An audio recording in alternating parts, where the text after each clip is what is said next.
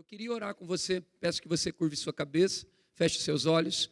Pai, eu te dou graças nessa noite em nome de Jesus.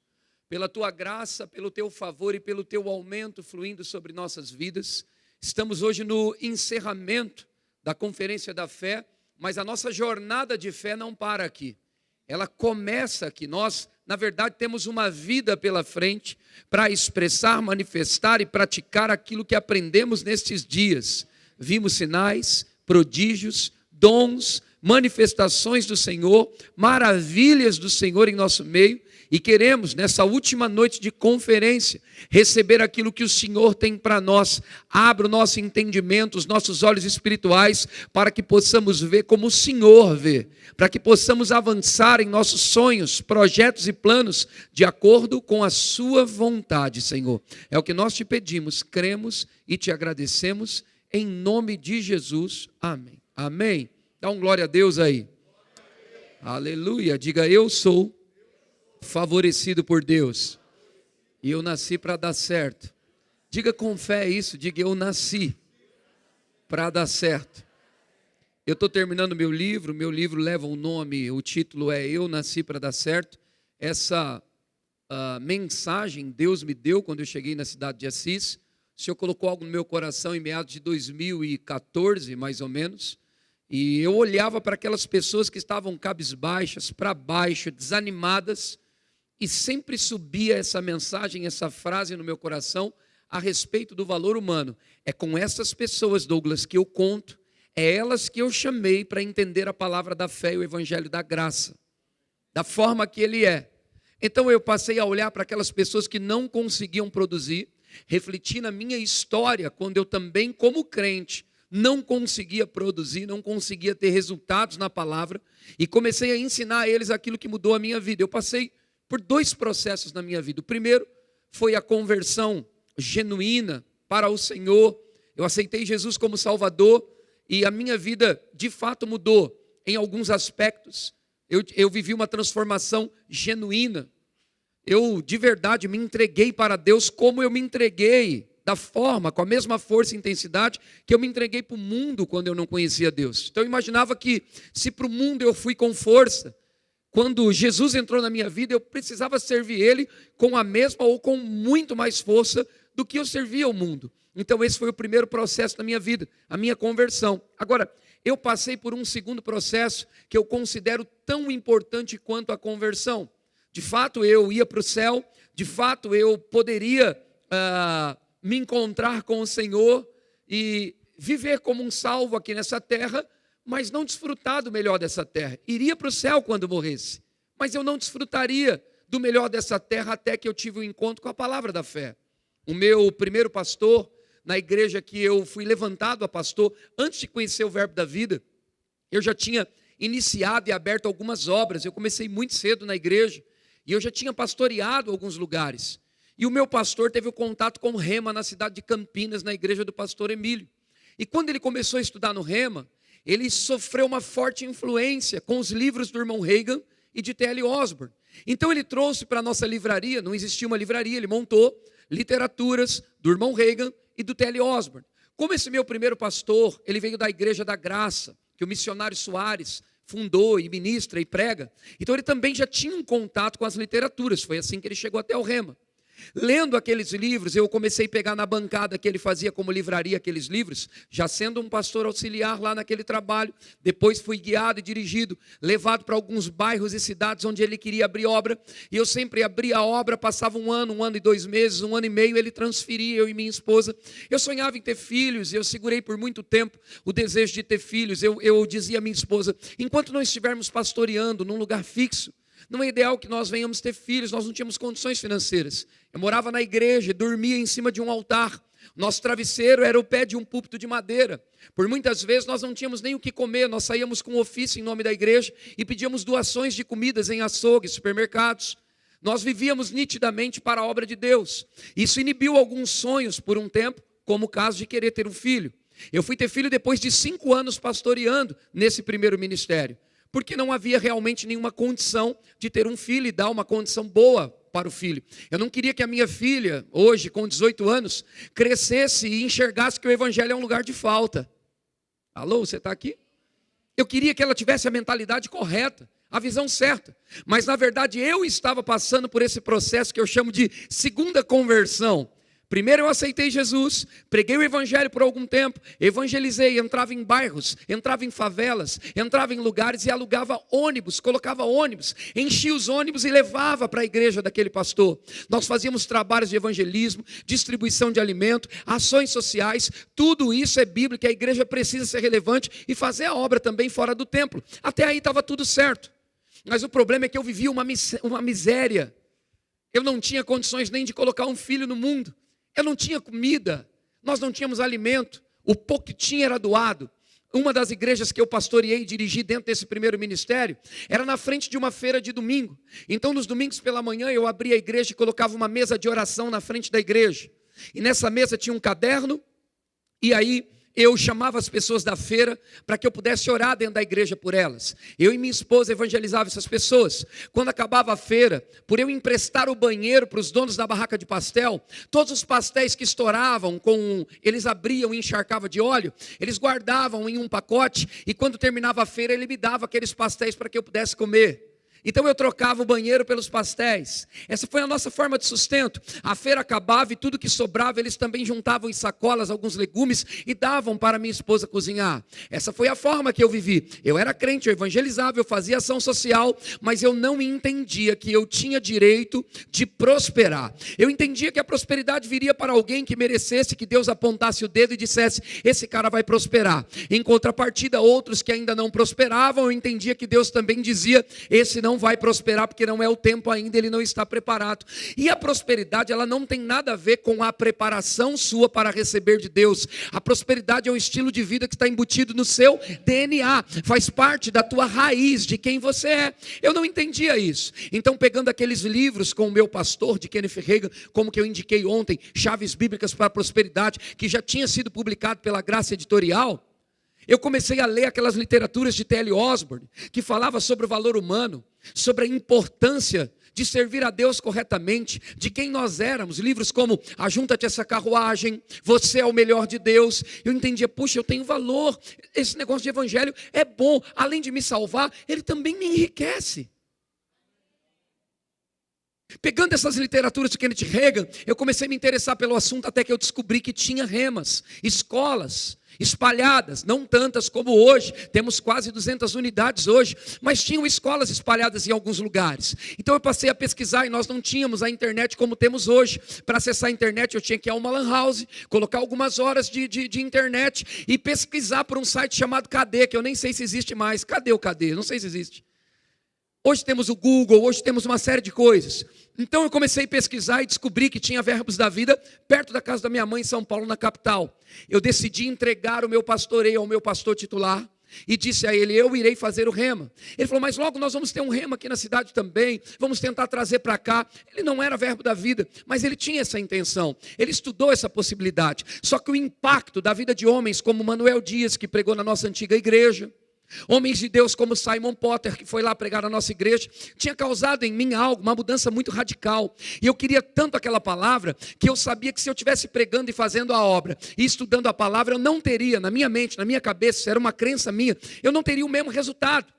Eu não teria as mesmas chances, talvez, de aprender, ter tempo de ruminar, ser uma bênção para depois ensinar. Eu acho que eu ia ficar pegando, comendo, ensinando, e nessa agilidade, eu não ia ter tempo para praticar o que eu estava aprendendo. Então eu decidi entregar o pastoreio, entreguei ao meu pastor de forma correta, saí de uma forma digna daquela cidade, fui para São Paulo trabalhar em marcenaria com o meu pai, fora da profissão do futebol já. Eu tinha algumas cirurgias para fazer, então naquele período, até fazer as 2 cirurgias que eu precisava fazer, e talvez, quem sabe, voltar ao futebol, depois à frente eu voltei, eu fui trabalhar limpando marcenaria, aprendendo a fabricar móveis, que era o ramo de atividade do meu pai, para poder ter uma forma de sustento, pagar o curso do Rema em São Paulo e conhecer a palavra da fé. Quando eu conheci a palavra da fé, depois de pregar e pastorear já, eu entendi que eu estava realmente convertido. Entenda, você começa a fazer o Rema, e o impacto é tão grande, A ideia, aquilo que é passado dentro do rema, é tão grande. Eu passei por um processo de libertação total. Eu vim de igreja, nada contra quem faz isso, que tinha campanhas, correntes, era óleo derramado na cabeça, a pessoa botava a mão na cabeça e passa no corredor, no vale de sal, passa no suco de uva, rasga o mar vermelho, a piscina colocada dentro da igreja. Você nunca viu isso? Bauru não existe isso. Mas lá em Hortolândia, na cidade que eu morava, perto de Campinas, tinha. Então eu vim dessa coisa toda. Quando eu entrei para a palavra da fé e eu tinha que encontrar uma igreja para congregar, e graças a Deus que eu encontrei o Verbo da Vida, fiquei 12 anos congregando lá. Meu irmão, foi a melhor coisa da minha vida, porque eu não tinha que cumprir um voto no final, porque na igreja da onde eu vim, não falando mal, queridos, mas foi um tempo, ok? A água ali ainda batia no meu tornozelo. Eu tinha que fazer 7 semanas de campanha, no final entregar um voto em dinheiro. E se não cumprisse o voto, perdia a bênção. Então olha, eu dou graças a Deus pela vida de Kenneth Hagin, da revelação que o Senhor trouxe para ele. A palavra da fé não é do Verbo da Vida, não é do Kenneth Hagin, é de Deus, mas foi ele que foi o instrumento para trazer para a cidade, para o país, para o Brasil. Então eu descobri que um casal de americano estava reproduzindo aquilo que o irmão Hagin ensinou. Pesquisei, achei, escolhi congregar no Verbo e fui estudar no Rema. Eu não tinha condição alguma. A nossa líder, esposa do meu pastor, ela achou pessoas mantenedores para manter alguns alunos, e nessa lista de mantenedor eu estava. Então eu fui mantido com 100% de bolsa, e minha esposa com 50%. No segundo ano de Rema eu estava mantendo um aluno já.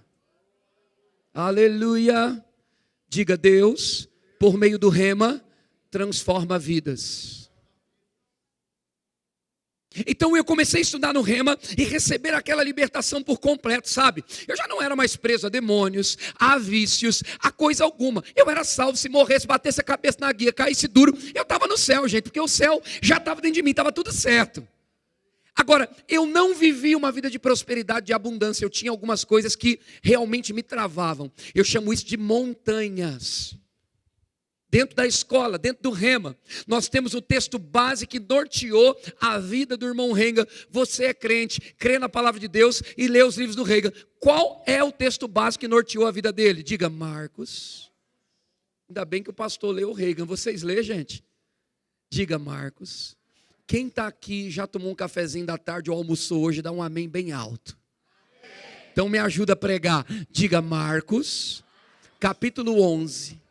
Versículo 23.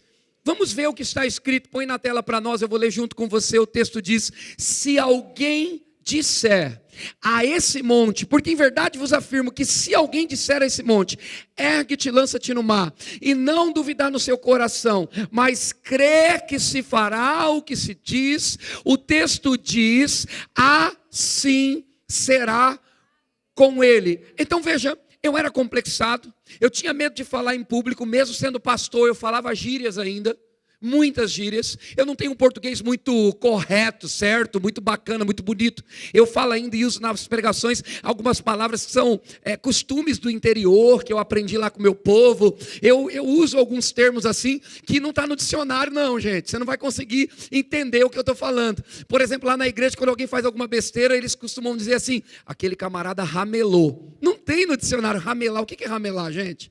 Ramelar para eles lá de Assis é quando você faz besteira, quando você erra, vacila. Lá na capital era aquele cara vacilou. Mas como eu já estou 10 anos em Assis, então eu uso o termo ramelou. Então às vezes eu estou pregando e falo: não ramela não, irmão, por irmão que está dormindo. É um termo que sei lá de onde que veio, mas usamos. Então eu não tenho português muito certinho não. O que eu sei é porque eu li, eu estudei. E aí pregando você vai se desenvolvendo e Deus também vai te capacitando. É óbvio que você precisa estudar e falar corretamente, amém? Agora, quando eu entendi esse texto de Marcos 11, 23, eu aprendi que o irmão Hagin venceu e se tornou modelo na fé, falando com as suas montanhas. E o tema da mensagem de hoje que eu quero ensinar para você é: a sua montanha precisa ouvir sua voz. Alô, você está aqui? Então como que eu quebrei o complexo, pastor? Eu comecei a falar: eu não sou gago, eu não tenho medo, eu não falo gírias, o meu português é correto, e os meus estudos que eu parei eu vou terminar. Eu comecei a falar com as minhas montanhas. Eu não sabia fazer conta e eu disse, eu vou me tornar um excelente gestor. Hoje eu prego mensagens de prosperidade, ensino uma matéria na nossa escola sobre gestão financeira e administração cristã com princípios bíblicos. Sabe o que eu ensino? A pessoa não viver de salário nem de lucro, viver de gestão. Como que eu aprendi a fazer gestão? Eu não devo nada a ninguém, a nossa igreja, graças a Deus, está no azul, não devemos R$1, nem uma cadeira, tudo comprado, tudo pago, painel de LED, cadeira, tudo que você imaginar tem lá dentro. Agora, por que isso veio? Graças à palavra de Deus na boca e nos livros desse irmão Reagan, do pastor Bud que trouxe para nós, e do verbo da vida que me fez alcançar isso. Você está comigo? Então eu passei por aquele processo agora de aprender a remover as montanhas. E comecei a falar a palavra nos monstros que estavam diante da minha frente. Por um exemplo, eu era muito, mas muito rude e grosso com a minha esposa. São 24 anos de casal. Nós casamos 24 anos atrás. Eu aprendi com meu pai a ser duro. Meu pai mato-grossense, estudou até a 5ª série. Uma ótima pessoa, um homem de Deus, um homem de caráter, ou melhor, sem ir para a igreja, mas um homem sério com dinheiro, sério com as contas, sério com a palavra, mas muito rude, muito duro. Automaticamente os exemplos que eu tive reproduziu em mim. Então eu tratava minha esposa como? Do mesmo jeito que meu pai tratava minha mãe. Então a minha esposa, ela tinha tudo para não dar certo, nem no chamado, nem na vida. Entra no rema, matéria fruto do Espírito, apanhei igual um miserável. E Deus começou a falar sobre andar em amor, e eu falei, onde esse professor achou essas coisas? E aí ele esfregou na minha cara, não na minha, foi para todo mundo, quem tem cara é cavalo, né? Mas eu era um cavalo, então eu tinha cara, as pessoas não, eu tinha. Então ele esfregou na minha cara, no meu rosto, o livro Amor, o Caminho para a Vitória. Alguém já ouviu falar?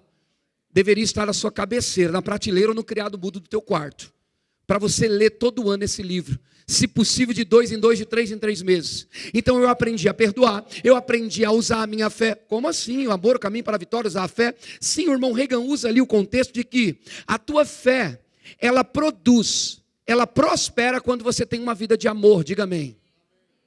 Então eu comecei a entender por que eu não prosperava financeiramente. Eu maltratava a minha esposa. Eu não tinha uma vida de amor, como é que a minha fé ia operar? Além disso, não tinha conhecimento que era direito meu prosperar. Mas quando eu comecei a aprender e eu fui praticar a confissão, mesmo assim algumas declarações e confissões ainda não estavam funcionando. Há um tempo, irmão, para você lançar a semente, há um tempo para você colher o que você lançou, amém? Agora, nesse período da colheita chegar, Deus me ensinou que não adiantava eu declarar a palavra e não andar em amor com a minha esposa e com a minha família. Então veja, o rema junto com o mover do Espírito Santo que tem dentro da escola, porque pode existir inúmeras escolas teológicas, irmão, nós respeitamos todas elas, estão ensinando a Bíblia, mas o rema tem um destaque porque o mover do Espírito está sobre a palavra ensinada. E quando você só tem letra, você só tem o conhecimento, o logos, como o pastor bem disse.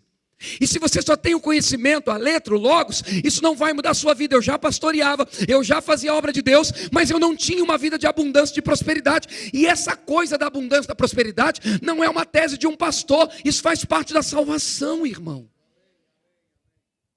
A palavra salvação no grego é sozo. E o que é sozo se não ter uma vida plena e completa? Salvação é cura, libertação, provisão, prosperidade, tudo tendo, nada faltando, irmão. Diga, eu sou salvo. Você acabou de dizer que você é milionário. Alô? Quando eu comecei a aprender essas coisas, eu comecei a exigir os meus direitos. E comecei a falar com as minhas montanhas, com os meus limites. Então eu falava sozinho, sem minha esposa ver, porque senão ele ia achar que eu era doido. E também talvez nem acreditaria que eu mudaria. Eu trato a minha esposa bem. Eu trato ela como uma princesa. Eu vou honrá-la. Eu vou ser fiel e leal a ela. Eu vou trazer para ela paz e tranquilidade, porque o sustento e o suprimento virá por mim. Isso não era soberba nem orgulho. Era só me colocar numa condição de supridor da minha casa. Então eu comecei a tratar a Camille, que estava crescendo, como uma princesa também. Trazendo a responsabilidade da vida, sem aquela autoproteção que faz mal para os filhos, mas trazendo assim para ela uma consciência de que realmente ela tinha um pai educado, porque senão ela ia odiar a ideia de casar um dia. Imagina a Camille com 18 anos, tendo um pai ignorante, bruto dentro de casa. Eu podia ser um monstro na palavra da fé, que não seria, porque a vida de amor empurra a fé, mas digamos que era um grande pregador da fé, mas com uma vida podre dentro de casa. Sabe quando minha filha querer casar? Nunca. Porque ela ia entender que marido era tudo igual. O vô era duro, o pai duro, como é que vai ficar? Então ela entendeu que o pai dela era um cavalheiro, era um homem de Deus, seria como Jesus para minha esposa, e minha esposa para mim como Jesus. Eu teria que tratar ela vendo Jesus e o Espírito Santo na vida dela. Quem fez esse trabalho? O Espírito Santo, por meio de qual ferramenta? Do rema. Alô, você está aqui? O que você gasta tempo, irmão, na verdade é o que você investe. O que você investe entra para dentro de você. O que entra para dentro de você determina o seu próximo primeiro, segundo, terceiro, quarto ou quinto ano daqui para frente. Decide o seu futuro. Eu disse ontem, não sei se aqui ou em Duartina, mas a voz que você ouve e considera é a voz que vai te governar. A Bíblia diz que é da vontade de Deus que todo homem seja salvo e atinja o pleno conhecimento. Então, entendendo textos como esse, eu caí lá em Hebreus capítulo 11, versículo 1. A Bíblia diz que a fé é a certeza do que se espera e a convicção dos fatos que se não vê. Eu passei a entender que aquilo que não existia eu precisava chamar à existência. Aonde eu aprendi isso? Na Bíblia. Por meio de qual professor? Do rema. Por meio de qual direção? Da escola.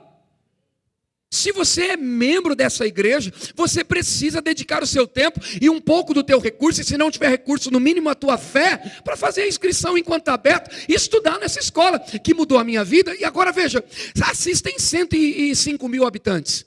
Quando eu cheguei tinha 95, 96 mil.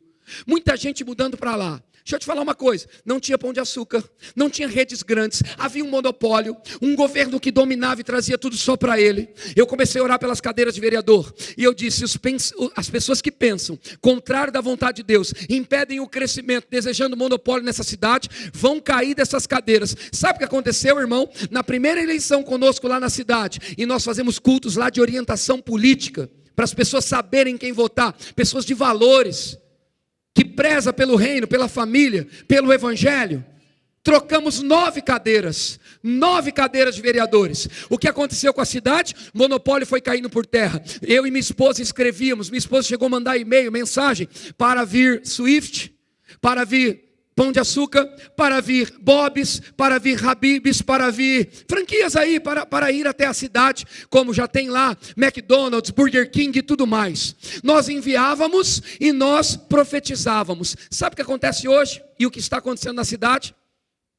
A falta de lugar para a abertura de novas franquias, tudo chegou lá. Boticário está lá, McDonald's está lá, Pão de Açúcar, que eu orei tanto para ir, está lá. Eu consigo hoje receber um professor com dignidade, com honra, por comprar um produto de qualidade. Eu falo, Senhor, nessa terra estou trazendo crente. Imagina o apóstolo Guto descendo aqui na cidade de Assis, eu não tenho um Pão de Açúcar para comprar um queijo de qualidade para ele. Comecei a chamar à existência essas coisas. Temos 3 aeroportos funcionando em volta. Temos o de Assis com possibilidades agora de fazer voos comerciais. Você vai me dizer que não foi um homem de Deus que pisou lá e começou a declarar a mudança econômica daquela cidade, irmão? Não é um jargão educado quando o pastor Daniel me passou o microfone e disse, esse homem é um homem de fé. Não é porque ele me ama não, irmão. É porque ele viu eu chegar na miséria, na desgraça lá. E por causa da palavra da fé, ter prosperado e alcançado algo. A palavra da fé te traz resultados. A fé te traz resultados. A fé tem obras. A fé tem produtividade. A fé tem realizações. Quando o pastor começou a cantar a música de 1973, eu disse, poxa, 73, 10 anos antes de eu estar nascendo na barriga da mamãe, ele já estava abrindo obra. Sangue de Jesus tem poder. Eu estava nascendo em 1983, 10 anos antes ele já vinha pregando e anunciando o evangelho. Depois de tantos anos ele tem um encontro com a palavra da fé e o que ele faz? Abre o seu coração, a sua igreja, o seu CNPJ, a sua família para ter a palavra da fé aqui dentro. Você que está aqui dentro e não valoriza o que você tem, acorda, desperta. Essa palavra da fé muda vidas, queridos. Existem montanhas que estão diante de nós, que o conhecimento revelado com a sua produtividade, agindo e falando, vai mover essas montanhas. Qualquer montanha que estiver de pé diante de você, se você falar a palavra, e a montanha precisa ouvir sua palavra, se você falar a palavra, perseverar naquilo que você disse, vai ser feito como você disse. Porque isso não é parte só do verbo da vida, nem parte somente do rema, nem parte somente da vida do irmão Reiga, nem parte somente do chamado pastor Bud. Isto é a Bíblia, é a palavra dos céus. fé é a linguagem de Deus. E uma vez que você fala a palavra, deixa eu te dar um dado aqui interessante. Existem pesquisas de grandes estudiosos que relatam e escrevem sobre a ciência, que gastam, não são milhões, são bilhões para descobrir coisas sobre o homem e o corpo humano, e as diferenças que existem entre o homem e o animal. Eles gastam cerca de 2,5 bilhões, dados, fontes concretas. Eu estudei um pouco sobre isso para uma prova que eu prestei em uma formação que eu fiz. E descobrindo que um dos maiores investimentos para estudar o homem, o corpo humano, pastor Eli, eles investem a maior parte desses recursos para estudar a fala. A fala. Sabe por quê? Porque eles entendem que existem diferenças entre os animais e nós, seres humanos. Eles classificam os animais como irracional, que age por instinto, e classifica o homem como racional, que age por inspiração e raciocínio. Quem está aqui? Quando eles começaram a estudar sobre isso, eles entenderam que os passarinhos têm uma comunicação. Imagina eles se comunicando, é por meio do piu-piu, do piado, assobio, tudo que o passarinho faz. Mas não é uma comunicação tão clara e concreta. É uma comunicação que entre eles mais ou menos funciona. E o cachorro, ele quer se comunicar, como é que ele faz? Ele late. Nem você orando em língua, você não entende o que ele está falando. O cabrito berra. Então, eles começaram a analisar que os animais emitiam algum som, mas não tinham uma comunicação eficaz, como o homem tem. E uma das coisas, dentre tantas, que fazem a diferença de um animal para nós, mesmo eles tentando conectar e ligar e dizer que viemos do macaco, eu não vim, só se foi eles. Eu fui feito em imagem e semelhança de Deus, mas a ciência gasta bilhões para explicar como foi essa tal de evolução do macaco para o homem. Agora veja, eles concluíram e continuam estudando, mas continuam futucando, que a fala é um dos grandes elementos que diferencia o animal do homem, porque a nossa comunicação é eficaz e concreta. Agora, se a ciência considera a fala algo importantíssimo, o que se diz quando vemos Marcos 11, 23 e Provérbios que diz que o que você diz, a língua, ela traz o caminho, ela determina sobre vida e a respeito de morte. O que bem a utiliza, diz a Bíblia em Provérbios, comerá do seu fruto. Então veja, Deus, o dono de tudo, deixa tudo simples e claro, como está em Provérbios. O homem é que complica os caminhos. Ele tenta estudar demais, ele tenta ir a fundo demais, ele tenta descobrir demais, e ele vai, dá volta em círculo. Ele chega à conclusão que ele, quanto mais estuda, menos ele sabe. Agora, quando nós apelamos e decidimos ir para a palavra de Deus, nós vamos ter textos que deixam claro quem somos. A Bíblia diz: quem é o homem? Quem é o homem? Para que, vou parafrasear, com ele você se importe. Quem é esse homem? Para que você se dê tanto por ele e para ele. A Bíblia diz que Deus amou o mundo de tal maneira que deu seu único filho, para que todo que nele crê não pereça, mas tenha a vida eterna. E o texto de Salmos diz: fizeste-no portanto um pouco, no entanto um pouquinho menor do que Deus, e de glória e de honra, o texto diz, o coroaste. O que isso quer dizer? Que o homem é feito imagem e semelhança de Deus, pouquinho menor do que ele, hierarquicamente falando, debaixo da autoridade de Deus, mas com governo e com autoridade para governar sobre tudo que Deus criou, por meio da fala. É por meio da boca que você conquista. Veja, eu era crente, mas eu não tinha nada. Na verdade, eu tinha tudo em Deus, mas não sabia. Adquiri conhecimento. Como tomar posse disso? Falando, declarando. Então a ciência está estudando e entendendo a importância da fala, o quanto isso diferencia o homem de um animal. Agora deixa eu falar com você aqui. O que nós como crentes estamos entendendo? A diferença entre nós e o ímpio. Porque quando temos a palavra e sabemos os nossos direitos e usamos a fala de forma correta, haverá uma diferença gigantesca, grotesca no quadro natural das coisas. Lá fora tudo está perecendo, lá fora todos os sistemas estão falindo, lá fora a sabedoria está sendo envergonhada, lá fora o desemprego está aumentando por causa das coisas artificiais que estão criando. Então parece que a sabedoria está se multiplicando, mas ela vai se suicidar e ela vai morrer nela mesma, porque toda sabedoria que é considerada com suas fontes 100% e totalmente humana, ela é falida, ela é carnal, ela é corrupta, ela é endemoniada, irmão. Mas uma vez que um crente, talvez até com pouco conhecimento, talvez até com pouco estudo, talvez até com poucos recursos, mas ele entende sobre a sabedoria de Deus, ele compreende o plano de Deus para ele, e ele tem uma vida de comunhão com Deus, os limites dele são apagados, a sabedoria humana é humilhada, e existe então a diferença daqueles que servem a Deus e daqueles que não servem. Eu só preciso que você entenda nessa noite que uma conferência da fé é como pegar um carro e encostar no posto de gasolina e abastecer para andar quilômetros e quilômetros na velocidade do Espírito. Você precisa sair daqui consciente que você é um crente diferente. Posso ler alguns textos para darmos base para aquilo que estamos falando, sim ou não? Diga amém. Se você falar que não pode, eu vou ler mesmo assim, porque o Daniel mandou eu ficar em casa. Daniel, para mim, que sou amigo íntimo, para você é o pastor Daniel. Amém? Glória a Deus. Então veja, a Bíblia diz, eu queria que você abrisse comigo em Gênesis capítulo 1, versículo 3. Abra lá comigo. Se puder colocar na tela, eu agradeço. Gênesis capítulo 1, verso 3. Está escrito assim, vamos lá? 1, 2, 3. Disse Deus, disse Deus, disse Deus, disse Deus, haja luz e houve luz. Como que Deus fez a coisa acontecer? Diga, falando. Diga de novo, falando. Diga, eu tudo posso falando.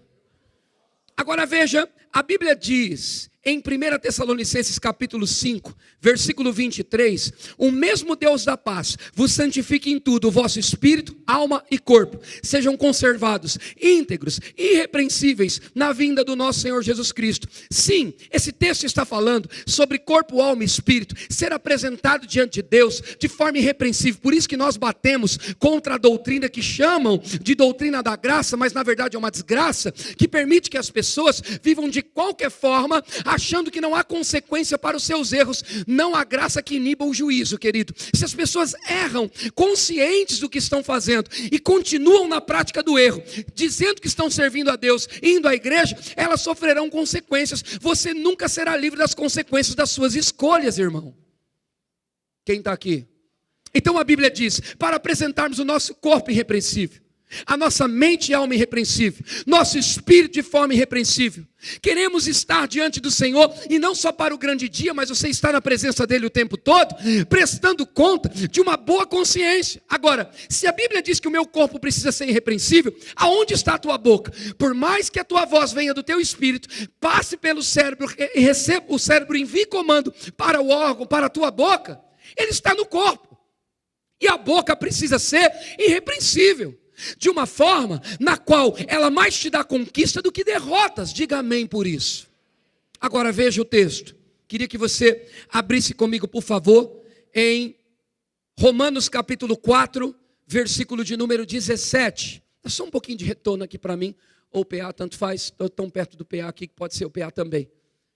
Veja o que está escrito em Romanos capítulo 4, versículo 17. Muito bom, obrigado, queridos.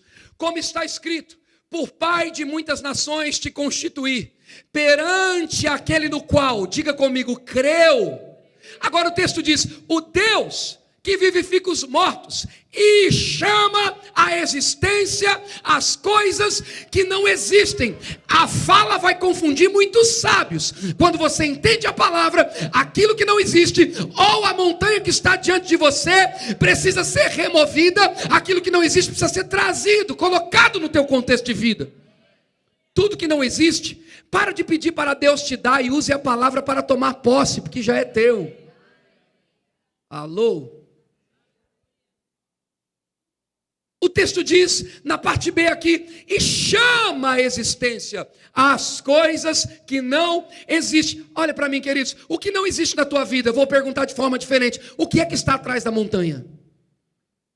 Existiam montanhas no meu chamado, era bruto e ignorante, aprendi a ser doce e amável, para agradar a minha esposa, também, mas era para agradar o meu Deus e correr um chamado sem peso, para ver a minha fé operando e funcionando, trazendo a responsabilidade de homem para mim. Eu tinha o hábito de toda a correção da minha filha falar, corrija a menina, você que é a mãe, até eu tomar um chacoalho dentro do rema, e aprender que eu sou o cabeça da casa, e o fracasso da minha filha depende de mim, se eu não tomar decisão e não corrigir. Pais que não corrigem filhos, você prestará conta disso.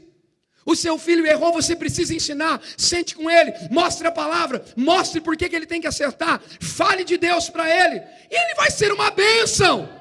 Mas se você não corrigir, ele vai se tornar um delinquente. Prestaremos conta, irmão, do que fazemos com os nossos filhos. Você precisa ensinar o filho e colocá-lo no caminho, sendo o modelo padrão. Aleluia. Posso continuar? Então o texto diz, em Romanos 4,17, veja, põe de novo na tela para nós. E chama a existência as coisas que não existem. Minha filha estava para fazer um curso agora, Miriam, e eu disse para ela assim, filha, chama a existência. Já é nosso, já é teu. Pai, tem umas coisas lá que é meio complicada. Eu falei, mas, você fala assim para ela, mas eu vou fazer e vou passar e vai dar certo. E ela não me avisou, eu saí para uma viagem, quando eu voltei, eu falei, lembra que eu combinei com você, filha? Olha, eu corrigindo sem perguntar. Orelha seca, né? O que é orelha seca aqui para vocês? É uma orelha seca. E eu disse para ela assim, amor, o que nós combinamos? Quando o pai chegasse, esse curso ia estar finalizado. Ela, oxe, pai, falta 3 dias para chegar o certificado, já mandei o meu RG, a cópia que eles mandaram, já fiz a avaliação, já fui bem, já saiu o resultado, e está tudo certo, pai, já passei, já. Eu não coloquei a cinta de couro do lado e disse, eu faz, ou o chicote vai estar lá. Antigamente, acredito que se minha filha tivesse idade para isso, seria assim. Mas graças a Deus, à palavra da fé, ao rema, aos professores, a homens de Deus que começaram antes de nós somos tocados e aprendemos até nisso a educar, conversando, ensinando a Bíblia, trazendo seus filhos para um propósito de vida, de oração, de santificação. Posso ouvir 2 amém? Glória a Deus. Agora veja o que o texto diz aqui, voltando para o contexto da fala. Tiago, capítulo 3, versículo 1 e 2. Eu vou te mostrar que a língua determina o seu destino. Tiago, põe na tela por gentileza. Capítulo 3, verso 1 e 2 diz, meus irmãos, não vos torneis muito de vós, mestres, sabendo que havemos de receber maior juízo. Verso 2, porque todos tropeçamos em muitas coisas. Agora eu quero que você leia comigo, olhe para a tela e diga assim, em nome de Jesus, diga em nome de Jesus, o que está escrito, eu vou praticar, diga, é para a minha vida. Então lê comigo, 1, 2, 3 e já. Se alguém não tropeça no falar, é perfeito varão, capaz de refrear também todo o corpo. Ele está falando, para não tropeçarmos no falar. A língua, a boca está onde? No corpo. E você apresenta o seu corpo, como está em Tessalonicenses, de forma irrepreensível. Quando você fala incredulidade, segundo a Bíblia, você é digno de correção. Não fomos feitos como filhos do Pai das luzes, como filhos do Pai autor e consumador da nossa fé, a falar incredulidade. Não fomos feitos para falar isso.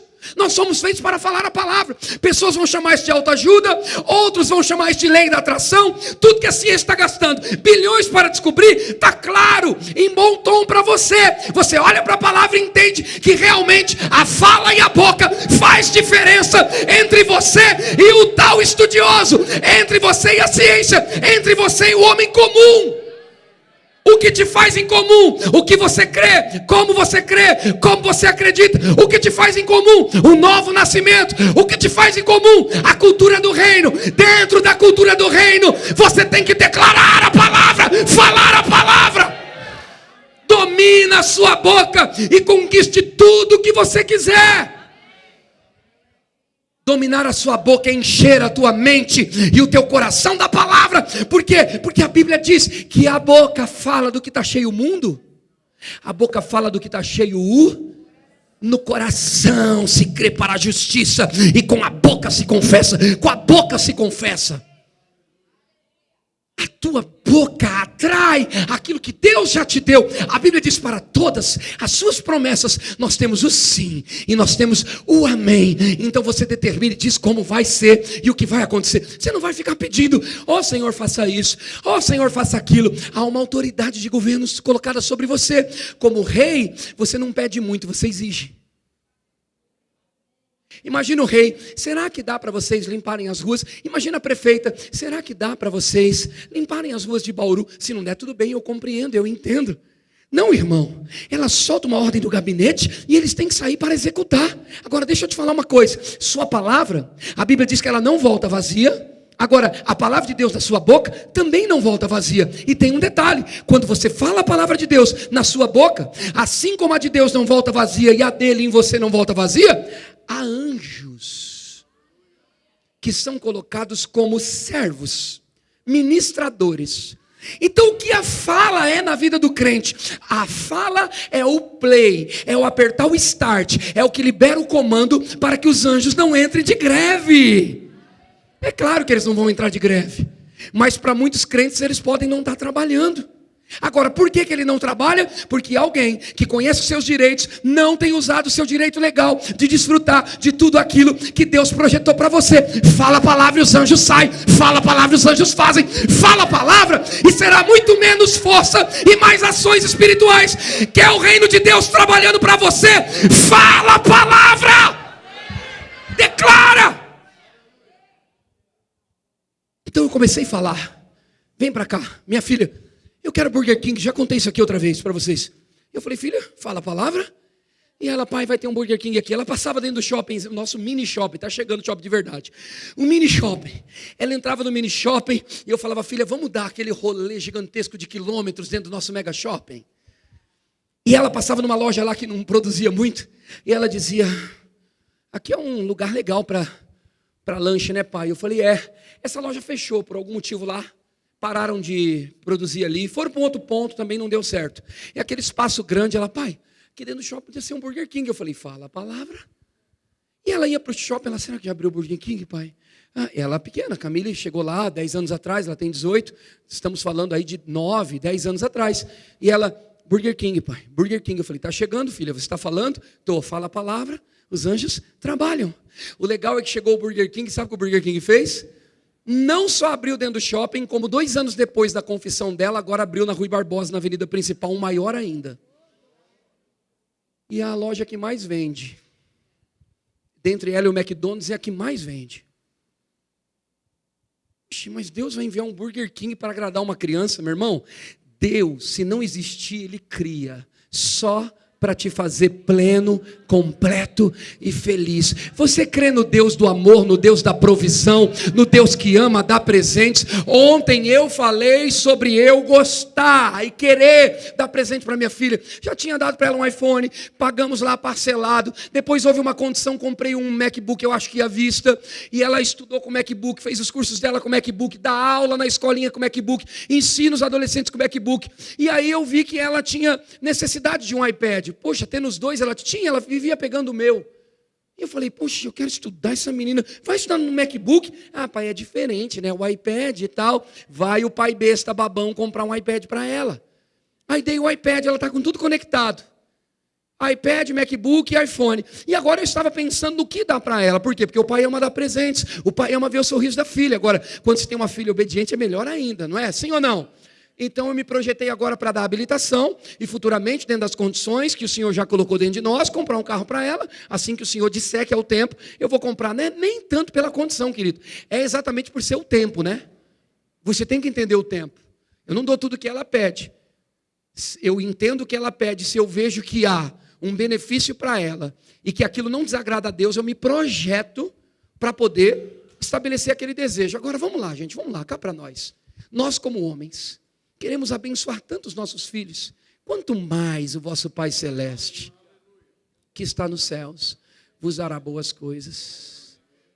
Hoje, no fim dessa conferência, início de uma nova jornada de fé, você tem a oportunidade de tirar todas as montanhas do seu caminho e os limites para se tornar quem você tem que se tornar. Um pastor das nossas igrejas, Verbo da Vida, ele estava atendendo uma membro, e essa membro chorou muito naquele culto, e a esposa desse pastor trouxe aquela membro para conversar com ele, explicou todo o caso. Ela está chorando demais. Sabe por que ela está chorando demais? Porque ela estava com um filho que saiu da escola e levou para o teu trabalho. Ela trabalhava numa casa de governanta, e ela abriu a geladeira e pegou um potinho de Nutella e deu uma lambidinha no potinho de Nutella, assim, uma colherzinha assim, e deu para o menino parar de chorar, porque o menino queria comer Nutella, porque viu as filhas da mulher comendo Nutella.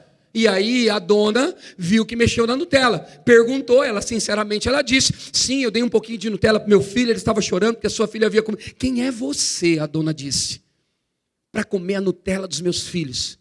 Você pensa que você é quem para comer Nutella? Você sabe quanto custa um pote de Nutella? Você não pode fazer isso.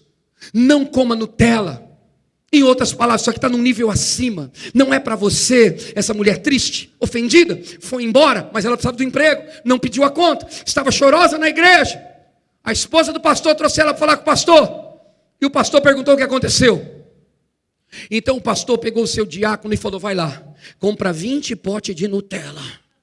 Trouxe os potes de Nutella e fez assim, irmão, presta atenção, toma essa Nutella, ninguém pode determinar o que você vai comer. Você come o que você quiser, você dá para o teu filho o que você quiser, porque você é filha de Deus e tem direito de comer Nutella o quanto quiser. Tem pessoas que se limitam e travam o chip por causa do que os outros falam. Você vê um carro bom, bonito, você sabe da sua realidade. Você não pode comprar um carro desse. Não vai fazer loucura, hein? Tira essa voz incrédula, porque ela está te governando. Olha para aquele carro, com prudência, com sabedoria. É claro que você não vai fazer tolice, você tem o Espírito Santo dentro de você. Mas se projeta com a confissão e diz, eu vou ter esse carro, é o carro do meu sonho. E Deus é um Deus que realiza sonho. Então vai na concessionária e entra no carro. Sente o cheiro da riqueza. Sente o cheiro da prosperidade. Sabe o que eu fiz com o meu carro velho? Era um Nissan Tida. Não se ofenda se você tem um desse, é uma benção. Meu carro era uma benção. Uma benção. Mas o carro antigo, ficou melhor assim, né? Antigo. 2011. Eu tinha um Nissan Tida e uma Dodge Journey, que era um sonho ter, de 7 lugares. Porém com um ano já um pouquinho ultrapassado. Uns 5 anos de uso. Mas antes eu estava com esse Nissan Tida. E eu entrava dentro dele. E eu, poxa, precisa de um carro velho, um carro novo? Esse carro está toda hora dando um probleminha. Isso é uma benção, mas o meu estava me abençoando demais, entende? E aí tem que ter uma solução, tem que ter uma saída. Senhor, eu creio no carro novo chegando. E aí eu comecei a tentar sentir o cheiro pela fé do carro novo, e meu carro não cheirava novo.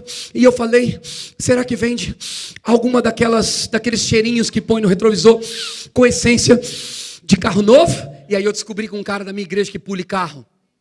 Ele falou, tem sim, pastor, tem. Eu falei, glória. Fui lá na empresa chamada Autotudo, peguei, eu quero cheirinho de carro novo. E o cara falou, tem aqui, é esse aqui. Eu falei, muito obrigado, me dá 2. E aí eu coloquei o cheirinho de carro novo, então eu entrava no Tida, como é bom andar num carro novo.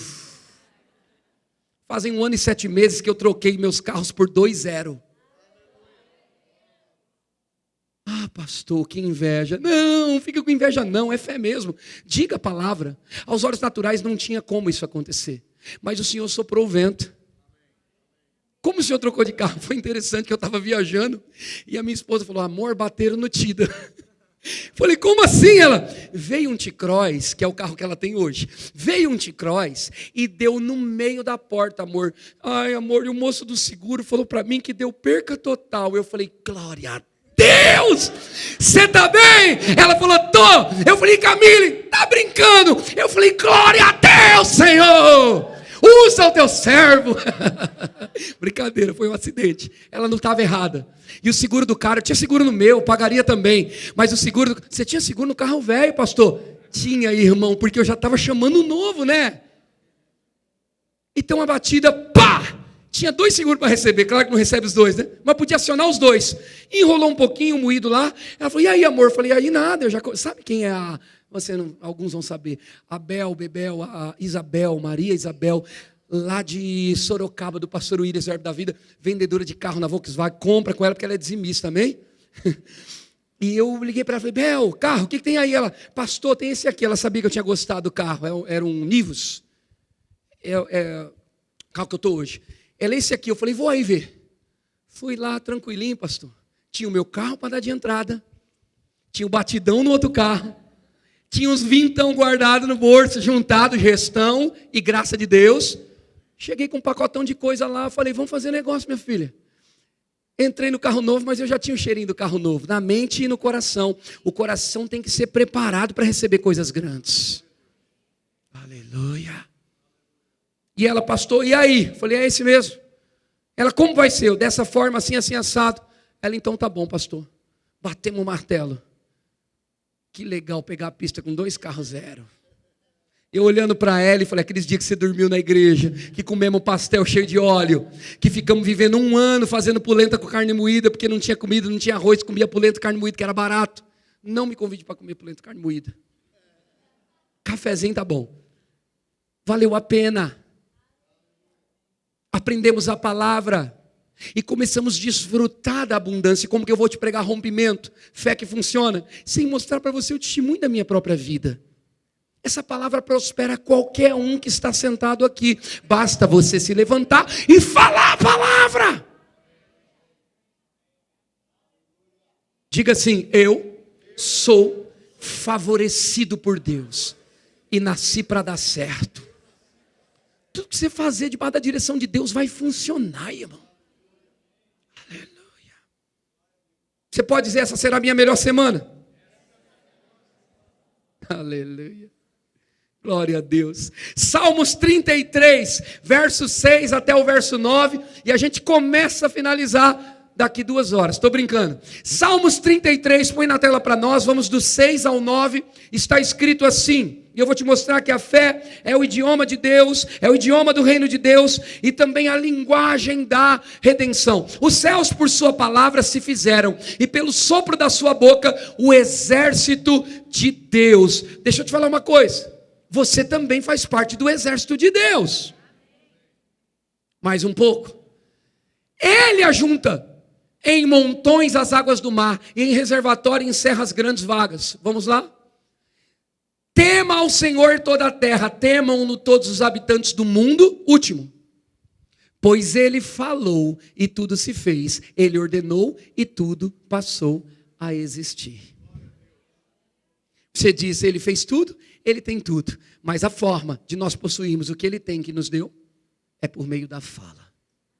A tua boca, o salmista diz, a língua é como a pena de um habilidoso escritor.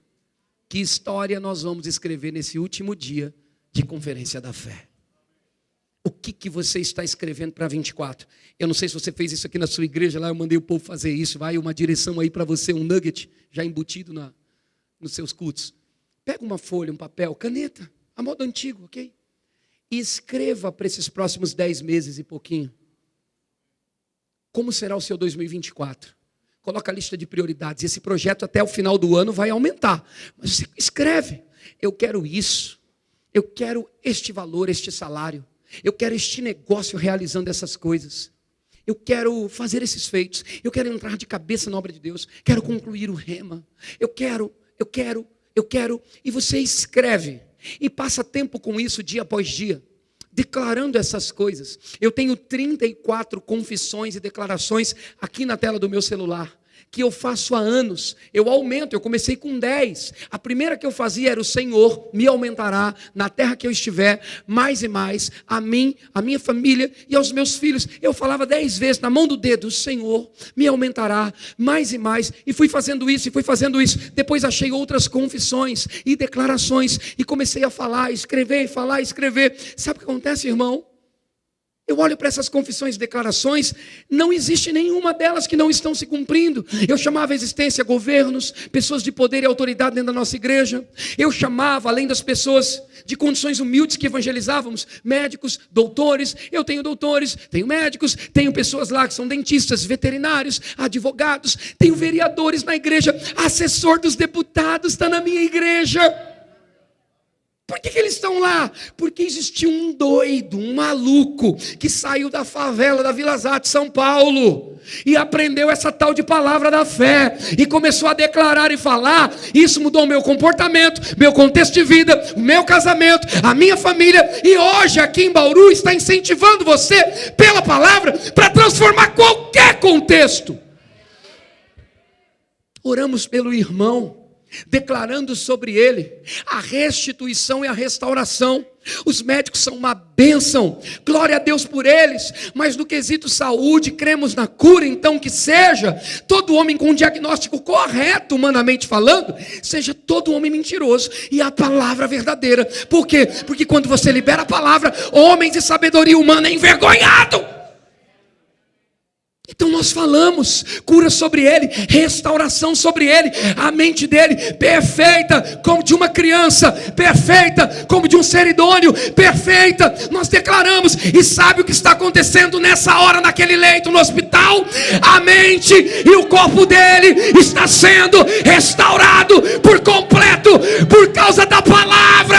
Você crê, você declara, os anjos vão lá.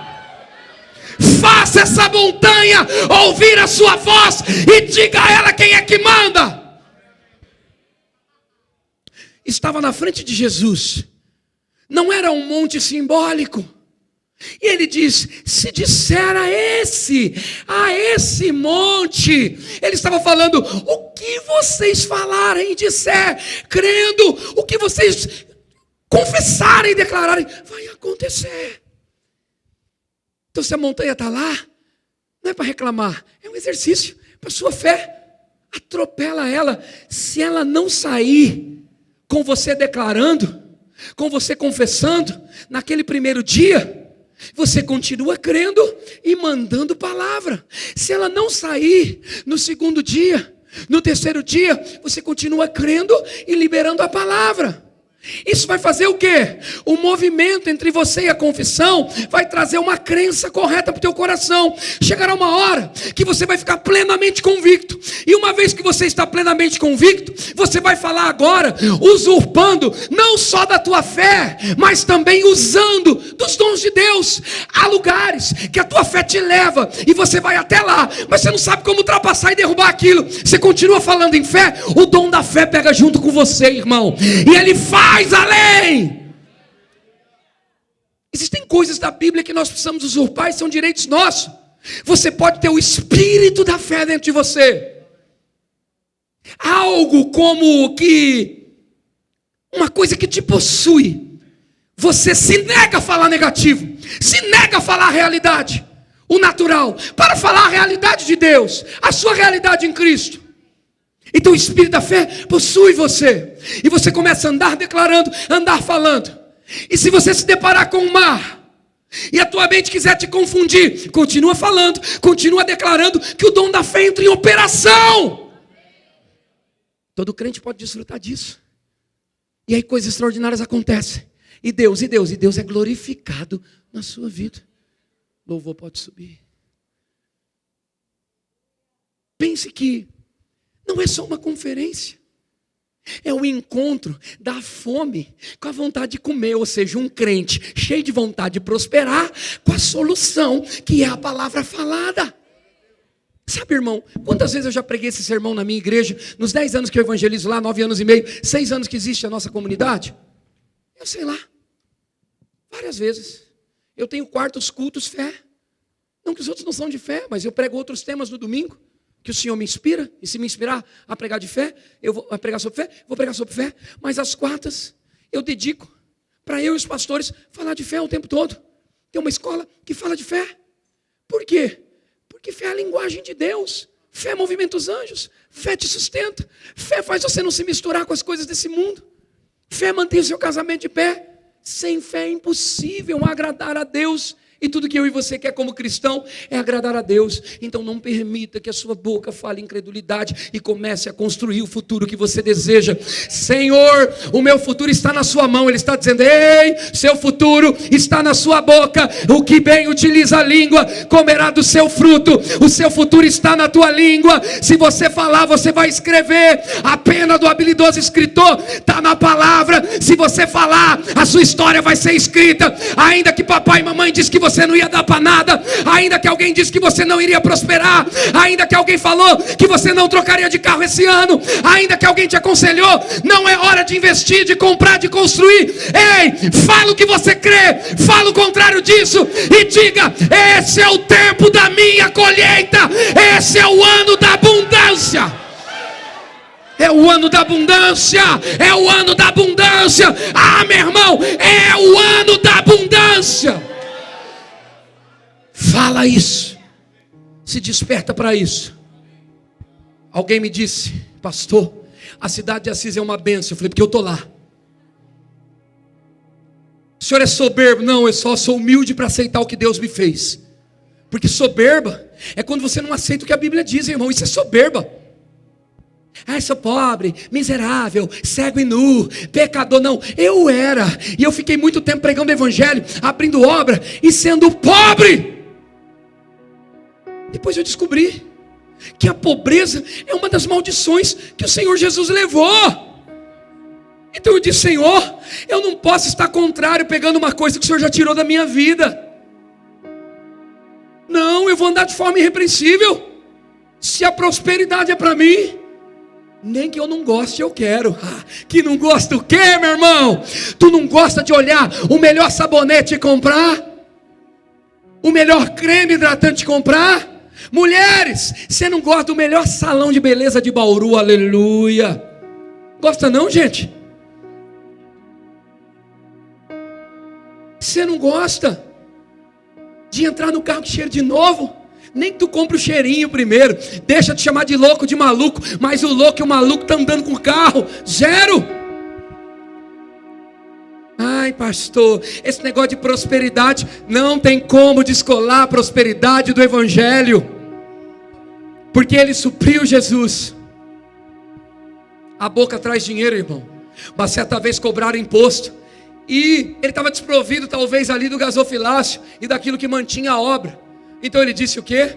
Vai lá. Em outras palavras, eu que sou pescador, gosto de pesca, disputo campeonato de pesca na minha cidade. Vai lá. Pega o peixe e tira o que está dentro dele. O que está dentro dele? O que está dentro dele é o que eu disse. Vai lá e pega. Paga o imposto. Deixa eu te falar uma coisa. O que paga a conta não é seu dinheiro, é sua boca. O que constrói sua casa não é o seu dinheiro, é sua boca. O dinheiro obedece sua boca. O que paga as dívidas é sua boca. O que faz o seu ofertário, dízimo, crescer nos gasofilácios é a sua boca. E uma vez que a sua boca está correta na palavra, isso afeta o seu sistema de crença. E se afetar o seu sistema de crença, a tua boca, mente e coração, boca, mente e coração, falando a mesma coisa, meu irmão, ninguém pode te segurar. Você se torna invencível, imbatível, indestrutível. Não tem casamento que acaba com um crente que fala a palavra, com um crente que vive a palavra. Não tem casa, filhos que se perdem com uma mãe que semeia a palavra, com um pai que semeia a palavra. Se algum quadro foi invertido e o propósito parece não ter se cumprido e algo saiu do lugar, toma domínio nessa noite e diga como é que vai ser. Satanás, solta minha filha, solta o meu filho, solta a minha casa, eles vão servir o Senhor aqui. Sua palavra enche igreja. Sua palavra enche a despensa. Sua palavra te tira do pastel frito cheio de óleo. Que eu sou muito grato pela provisão que eu tinha naquele momento. Mas chega uma hora que você não precisa mais viver de provisão. Você começa a viver de abundância. Entenda, a provisão é uma bênção, mas ela tem um tempo determinado. Quem determina esse tempo? Tua fé e a tua crença. Eles saem do Egito. Então saíram da falta e vão para o deserto e encontram a provisão. Mas tinha uma Canaã à sua frente. Aleluia. Esse não é o teu verdadeiro tamanho. Esse não é o teu verdadeiro estado. Você é muito maior do que isso. Você pode prosperar muito mais do que isso. Pega a minha palavra e fala, determina, escreve a tua história. Diga como é que vai ser e mostra para o diabo quem manda. Use essa montanha para subir mais alto. Dê uma voz de comando a ela e diga: os montes se curvam, a terra se prostra perante os filhos do dono. Diga: eu sou filho do dono. Assim você toma posse da cura também. Assim você toma posse de tudo que você quiser. Falando, declarando, dizendo.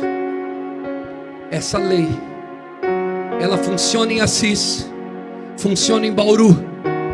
Eu finalizo dizendo: não é a terra, como eu disse. Assis é uma bênção, é uma bênção que eu estou lá. Não é a terra que determina o quanto você vai prosperar. Deixa eu falar com alguns aqui.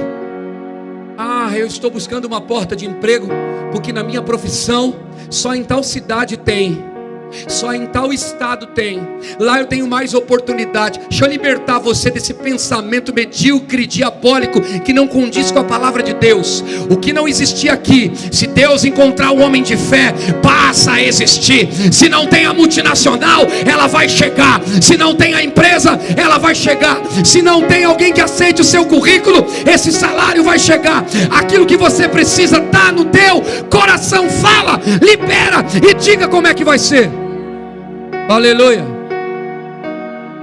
Não é a mudança de cidade, isso é só um subterfúgio.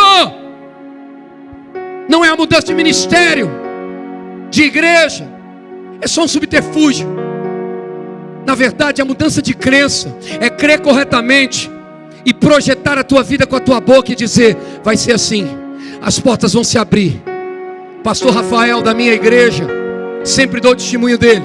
Na pandemia, ele com uma formação que dava o salário para ele em carteira de trabalho no mínimo de R$7.500. Ele é um químico formado, trabalhou em grandes usinas, sempre ganhou dessa média para mais. Estava 2 anos ganhando R$1.000, assinando um projeto de cosméticos que nem era da área da sua formação. Pegou R$100 de dízimo, entrou na pandemia no gasofilácio e disse assim: é o último dízimo que eu dou nesse valor. E o pastor Renato pegou na mão dele e falou: amém, eu concordo com você.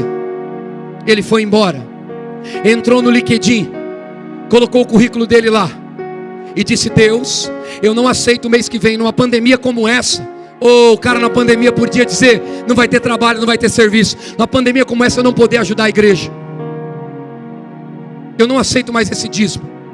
Alguém pegou o currículo instantaneamente no LinkedIn e falou: eu tenho uma proposta para você trabalhar na minha empresa dentro de uma usina. Ele tinha recebido a proposta para trabalhar numa usina muito longe, que tiraria ele do pastoreio e do chamado. E ele disse: não, eu não abro mão da obra de Deus por dinheiro algum. Não vou correr do meu chamado. Minha vida está nesse ministério, ele disse. Então veio a proposta para ganhar R$4.500 para trabalhar dentro dessa empresa. E essa empresa colocaria ele dentro de uma usina da profissão. Então ele senta naquela quarta ou quinta-feira, diante do chefe, enviado pela empresa que já o contratou por R$4.500 na carteira. E quando ele senta de frente com o chefão, diretor da empresa, filho do dono, o filho do dono pegou o currículo dele e falou: cara, o cara da empresa que te mandou aqui é muito meu amigo, eu posso trocar uma ideia com ele, a gente ajeita o moído, mas eu queria propor para você trabalhar direto aqui dentro, para te pagar o dobro. Aí ele disse assim: não, irmão, eu tenho que passar pela prova. Sabe o que é? Eu acho que não é de Deus. Ele dançou na frente do cara e veio para casa. E aí, pastor, trabalho no de 4,5 ou trabalho no outro? Eu falei: meu irmão, então escolhe o da direita. E ele pegou o outro emprego, ligou para o camarada falou: tranquilo, você tem que escolher o melhor para sua família. Ele pega esse emprego e diz assim: pastor, eu peguei, mas eu determino que isso não vai fazer com que eu trabalhe de madrugada como em outra usina, e muito menos finais de semana, porque eu sou líder de diaconato, eu não quero quebrar a escala. Adivinha? Ele chegou com o patrão dele falou: meu filho, você fez o seu trabalho aqui, dependendo do horário, pega o carrinho da empresa ou o seu carrinho, ó, área na pipa, monitora de lá, tá tudo certo. Então agora ele faz o horário dele, ganha o dobro. Detalhes, foi quando ele ganhou o emprego na pandemia. Ele já está muito mais abençoado. Sabe o que ele fez? Voltou para a casa própria dele, que estava alugada para suprir, e morava numa casa de favor de um parente. Está na casa própria, está mexendo. A mulher está com uma empresa de brinquedos de criança. Agora ele empreende com a mulher, trabalha numa usina e tem 2 rendas. Tudo porque ele disse como é que ia ser: meu dízimo não será mais esse. Você poderia pegar agora e dizer: o meu dízimo nunca mais será o mesmo, a minha oferta nunca mais será a mesma. Eu vou crescer todo ano, eu vou prosperar todo ano, eu vou avançar todo ano, porque essa conferência da fé está marcando a minha vida definitivamente. Pai, obrigado por esse tempo precioso na tua presença, pela sua palavra ensinada e pelo romper das águas que nós vamos experimentar aqui em Bauru. Eu creio em um rompimento ainda maior, nas comportas de prosperidade se abrindo sobre o teu povo, fluindo e fazendo com que eles cresçam por essa cidade, para a direita, para a esquerda, por todo lado, em nome de Jesus, amém. Muito obrigado, queridos, amo vocês. Pastor, obrigado, tamo junto, Deus abençoe.